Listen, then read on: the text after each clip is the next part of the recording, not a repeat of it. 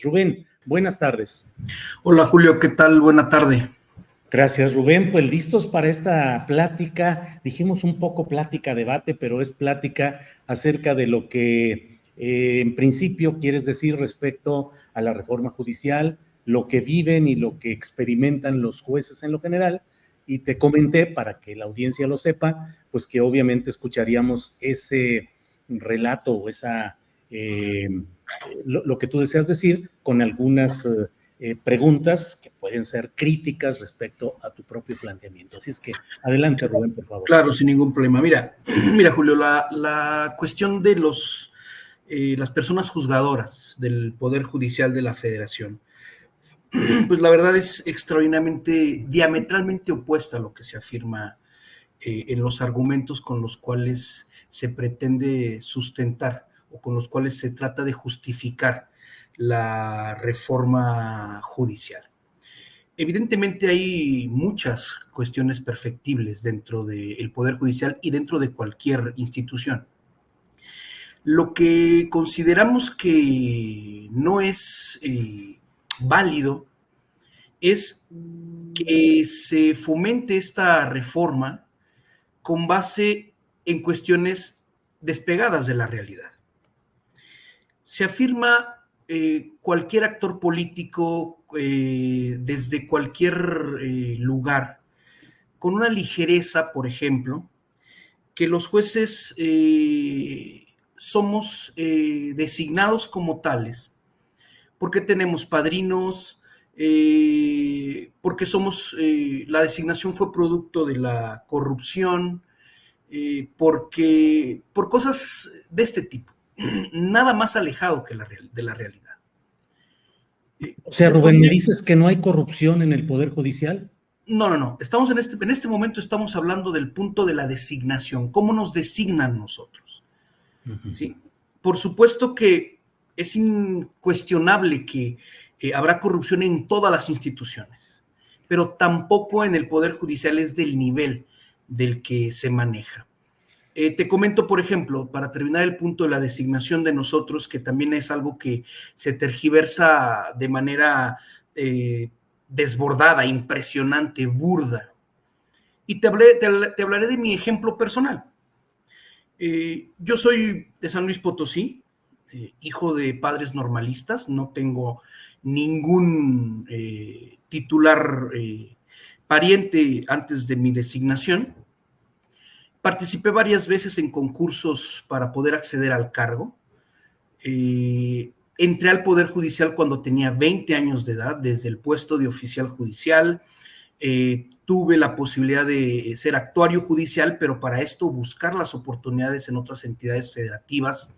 Secretario de juzgado, secretario de tribunal unitario, secretario de tribunal colegiado. Y es precisamente cuando estoy como secretario de tribunal colegiado, ya casi con 15 años de carrera judicial, entre actuario y secretario, que participo al tercer concurso para la designación de jueces del sistema. Te explico muy rápido. Este concurso estaba abierto, si no me equivoco, para alrededor de 150 plazas. Uh-huh. En total participamos alrededor de 2,300 personas. Si los números no me equivocan, te estoy hablando del 2015. Si los números no me fallan. Alrededor de 2,300 personas. Fue por sedes, fue el primer concurso por sedes. A la sede a la que yo accedí, que fue la de Zapopan, se inscribieron alrededor de 230 personas, pero a nivel nacional fue 2,300. De esas 2,300 personas hicimos el examen, el primer examen de conocimientos, y solo, no recuerdo cuántos pasamos, pero al final del día, de esas 150 plazas disponibles, de esos 2,300 participantes, solo quedamos como jueces adscritos alrededor de 69 personas. Uh-huh. En mi sede, que se concursaban 25 plazas, solo quedamos 6 o 7 juzgadores, no recuerdo. Sí. Rubén, desde luego... apellido rimbombante, perdón. Claro, Rubén, coincidirás conmigo en que un caso personal no necesariamente debe extenderse a una realidad global. Es decir, podemos detenernos mucho en tu caso personal, pero el punto es estructural y es sistémico. Me dices que fuiste actuario. La verdad es que yo conozco muchos casos, no el tuyo, supongo, y así lo señalo, pero en muchos casos te pregunto, Rubén, muchos actuarios piden dinero para poder ir a realizar sus diligencias. Muchos secretarios de juzgado abren el cajón para pedir que ahí se le deje el dinero. Muchos juzgadores están en contubernio con delincuentes, con intereses, con dinero, para manejar las leyes de tal manera que favorezcan al que tiene dinero, con errores de procedimiento, con terminología jurídica precisa. Es lo que te pregunto, Rubén. Bien, déjate respondo desde tu primer planteamiento. Me comentas, tu caso particular, me dices tú a mí, oye Rubén, es que tu caso particular, pues podría ser la excepción. Más bien es al revés, Julio. Mi caso particular es la generalidad en el Poder Judicial, en la designación de jueces de distrito. No tienes idea, Julio, lo que nosotros estudiamos, hacemos, deshacemos dentro de la academia de leer, de prepararnos.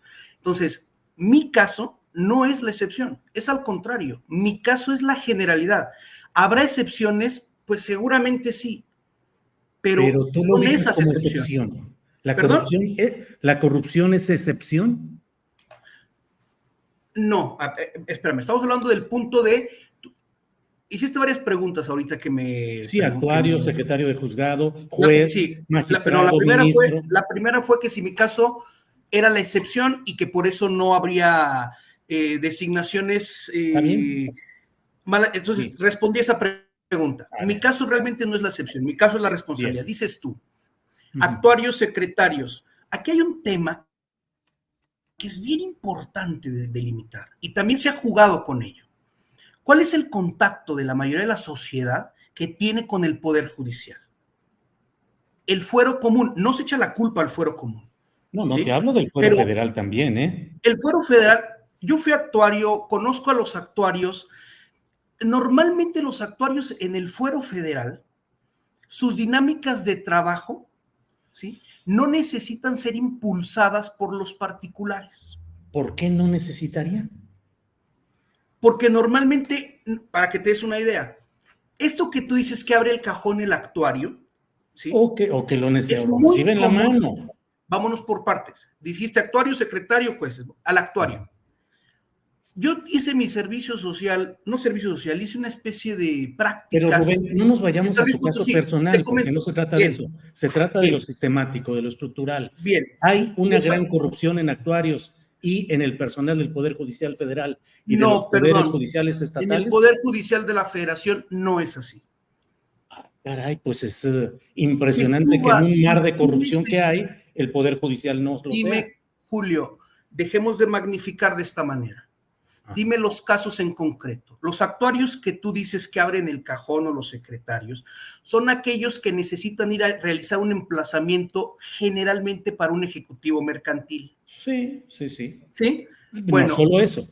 El actuario no es solo para... pero es la gran mayoría de los casos donde el actuario necesita incentivos para ir a realizar el emplazamiento. Esos asuntos se llevan en un porcentaje muy bajo en el Poder Judicial de la Federación. El Pero ¿por grueso qué de si los hay una asuntos... carrera judicial, por qué quien tiene esas prácticas en el ámbito o fuero común no lo va a tener en el fuero federal? Déjame te digo algo. Si tú vas a que en el fuero federal no se llevan esos asuntos, ¿qué necesitas? Los que haya, pues claro que son de otra Ok, dimensión y un de juicio de más amparo. dinero. Un juicio de amparo. Pues claro. Vamos a hablar de un juicio de amparo. ¿Qué le Pero... vas a decir al actuario en materia federal del juicio de amparo? Vaya y emplace a la autoridad responsable y aquí le doy X cantidad. Ajá. Eso no ocurre. Pero ¿por qué no habría de ocurrir? Porque es parte del procedimiento normal. Esos asuntos se caminan por el impulso procesal propio del asunto. Pues Los también el juicios fuero común ejecutivos, es el no, procesal propio los del juicios asunto. ejecutivos mercantiles tienen que ir las partes a pedir fecha para un emplazamiento, el actuario se las da y entonces, oiga, está muy lejos el lugar, está muy lejos la fecha, ¿Por qué no la pone antes? ¿Por qué no vamos mañana? Aquí está para su refresco, para su gasolina. ¿Sí? Los juicios mercantiles son por el impulso procesal de las partes. El amparo se va solo. No necesitas motivar a nadie para que vaya a hacer una notificación. Imagínate cuando son grandes empresas, grandes capitales, gran dinero, grandes personajes en el nivel federal, ¿por qué ahí no iba a haber la misma corrupción estructural que hay en otros ámbitos como el fuero común? Porque de entrada, ¿sí? Lo que te comento, la naturaleza de los asuntos, ¿sí? Los asuntos que tú me dices, tú me dices, es que hay grandes asuntos con grandes personajes, con grandes... ¿Para qué necesitas darle dinero al actuario en el fuero federal? Para que se aceite el asunto, para que notifique, para que vaya, para que presente, para que encuentre el expediente, para que agilice todo. Julio, ojalá que están haciendo ustedes una generalidad. Mira, los principios que rigen nuestra carrera pareciera filosofía o pareciera un discurso gastado. Es difícil que nosotros lleguemos al Poder Judicial porque hay muchísimas personas, ¿sí?, que aspiran al mismo cargo. Pero el problema no es cómo llegan, el problema es qué hacen cuando llegan. Bien, si tú llegas de actuario judicial, la mayoría de nosotros buscamos ser secretarios. Y luego jueces, y luego magistrados, jueces, y luego ministros. Exactamente. Entonces, Rubén, ¿hay gran corrupción o no? No, Julio, no. No. ¿Por qué hay esa percepción tan generalizada de que hay una gran corrupción? Porque se han encargado de mezclar. ¿Quiénes? Distintos fueros. Los actores políticos.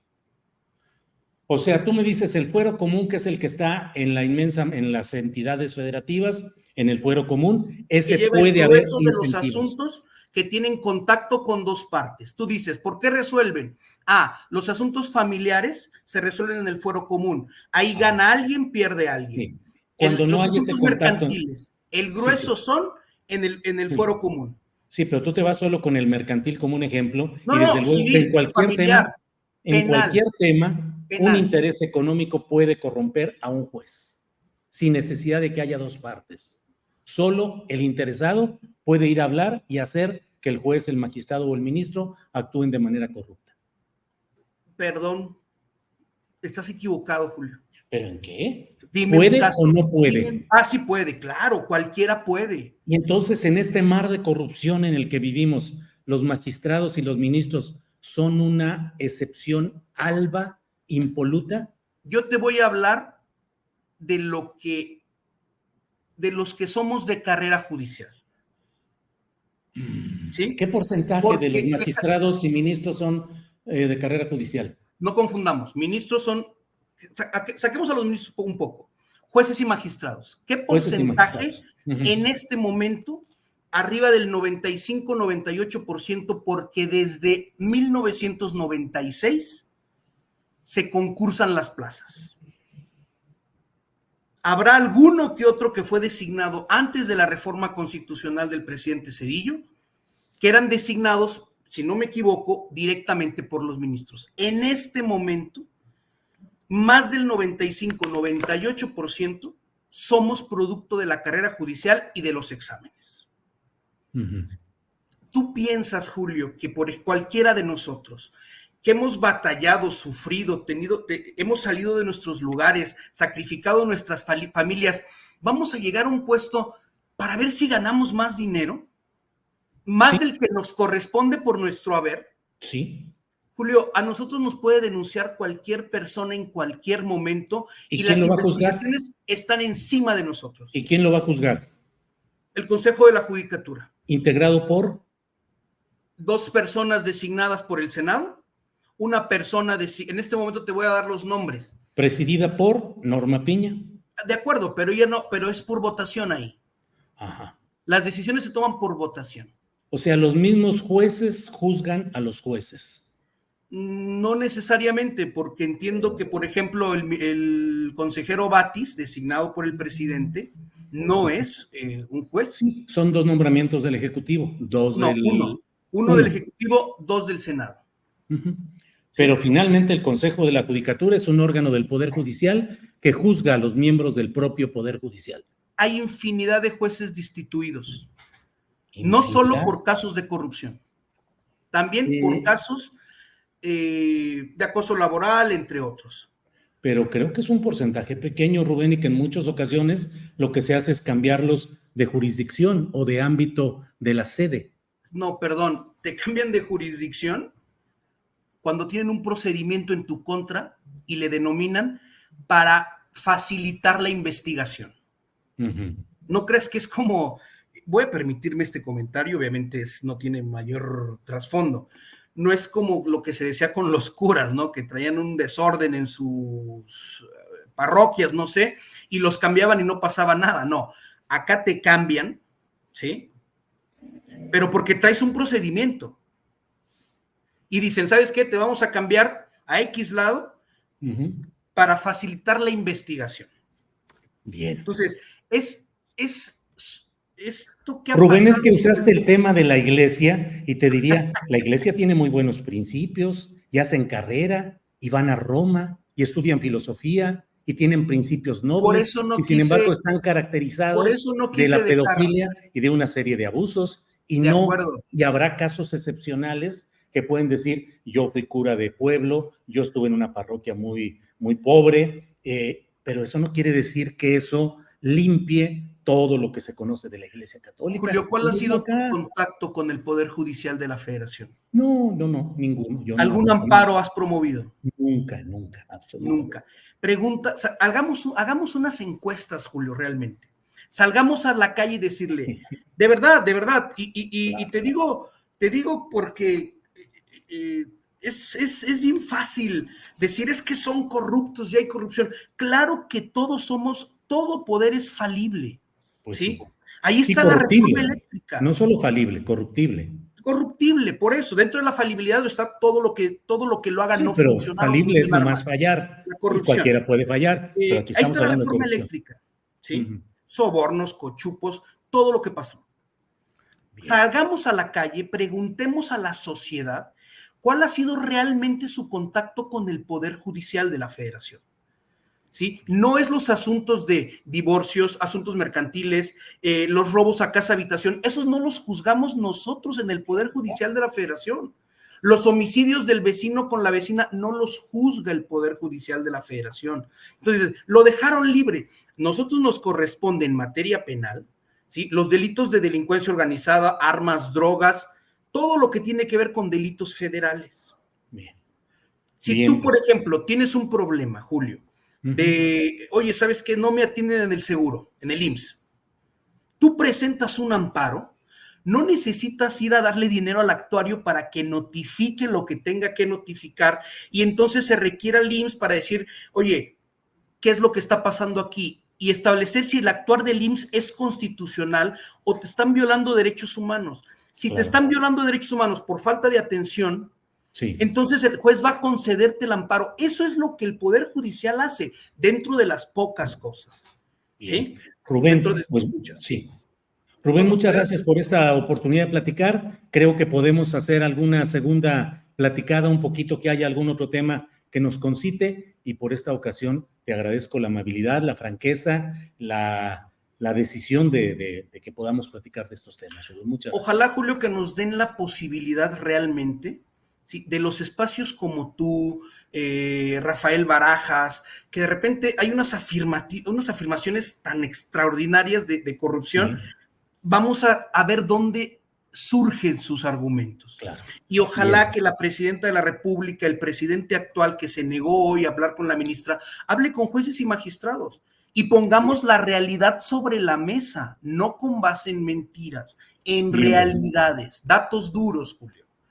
Gracias, Rubén, muy amable, y seguimos en contacto. Hasta pronto. Te agradezco mucho, que tengas buena tarde.